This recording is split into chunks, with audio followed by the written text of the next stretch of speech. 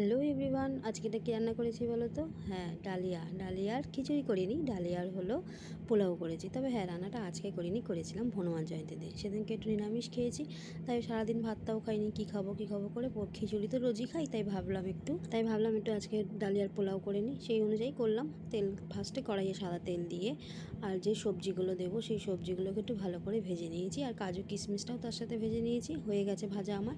এবার দেখো একটু ঘি দিয়ে দিয়েছি আন্দাজ মতন।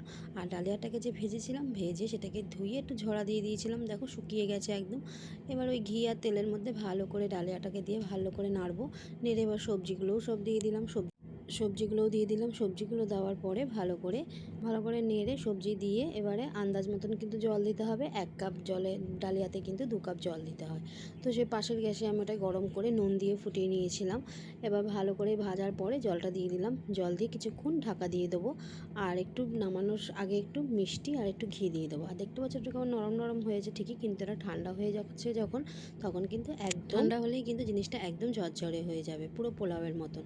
আর খেতে কিন্তু দারুণ হয়েছিল। যেহেতু প্রথম টাইম করেছিলাম, ভাবলাম হয়তো খুব একটা ভালো হবে না, কিন্তু না, খেতে কিন্তু অসাধারণ হয়েছিল।